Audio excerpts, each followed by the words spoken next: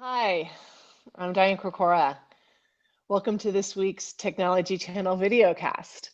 With me, as always, I have Charlene O'Hanlon. Hi, Charlene, welcome. Hey, Diane, it's good to see you.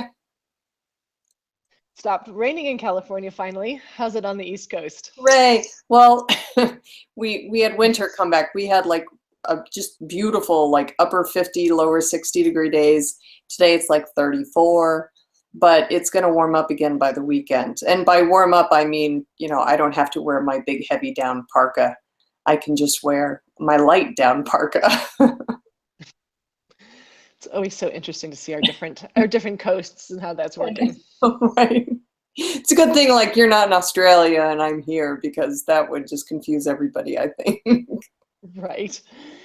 So this week we were going to talk about the webinar that we did last week on partner enablement, and we had Jo Pettifer with Box. She's the Vice President of Marketing for EMEA for Box on the webinar.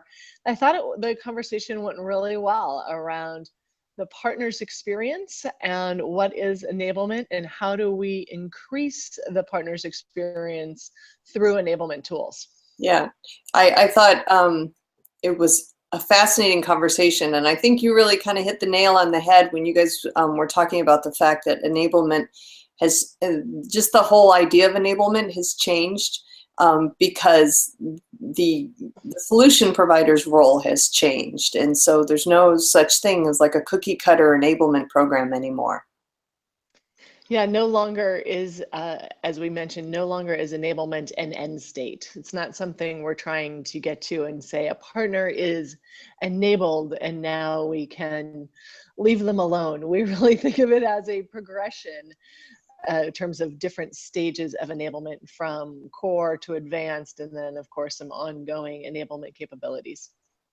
Yeah, it's interesting to see the evolution of what people consider enablement now.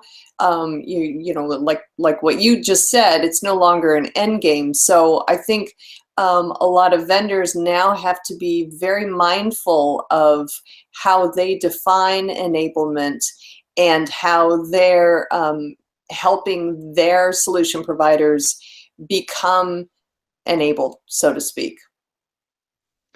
Yeah, and we did wrap it all in the partner experience, right? And the state of partnering study, which is now out on the website. If you guys have not been able to download that yet, the report is done, all 38 pages of it. Hooray. And it is available for download. And we did wrap the whole enablement around the conversation of the partner experience. It is the number 2 pillar in the overall partner experience. And we really talked about, if you're looking to engage your partners for more sales, really the experience is one of the key elements to that engagement. And in enablement, one of the things that came out pretty clearly was not only enablement around certification and training, but more of a holistic enablement. And the thing that the partners really asked for was particularly around support. Right, and so that kind of points to the fact that the excuse me, that the partner managers these days, their roles are changing also, because they have to be able to provide the tools and the expertise that their partners really need to be able to succeed in this kind of new business environment. So it's almost like a domino effect when you think about it. Yeah, certainly the partners' businesses are changing, so what they need from the vendors in terms of enablement and that overall experience. And we talk about it as it's no longer an enablement program with a capital P, but enablement initiatives with a small I, and that they are more unique towards each partner and their business model, which means that the channel account manager or the partner account manager needs to understand their partners' business models and thus be able to make recommendations on what they should do to, or what they need for enablement. Well, I think that kind of opens the door for more partner account managers or more channel account managers, because you can't, in all seriousness, vendors can't expect their channel account managers or their partner account managers to manage more than, say, 10 partners at a shot, because you're not going to have that level of personalization. So I think we may actually see kind of a spate of hiring of these guys and gals in the next year or so, as vendors really understand that enablement is got to become more of a personalized experience for partners.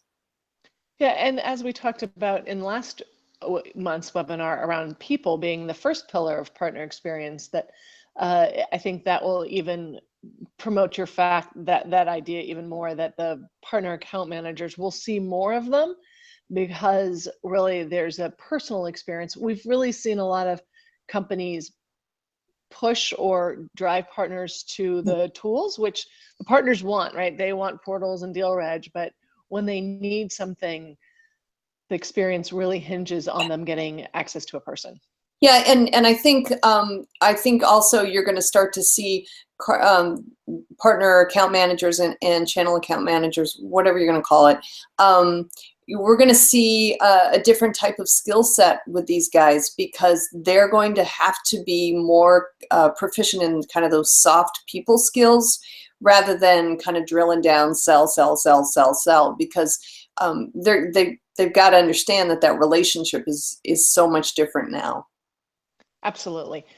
So thank you for bantering about the conversation of enablement, which we could do every week, considering it's so important and it really gets a lot of attention. Everybody's trying to crack the code on enablement. And I think from the webinar, you'll see that we really pushed that into the experience and the partner's experience, and how, if you think about how you're going to enable your partners, it's really around what kind of an experience you're going to give them. Yeah, absolutely. I agree 100%. Well, thank you, Charlene, for bantering about with us again on this Technology Channel videocast, and we will see you all next week. Have a great one. Thanks.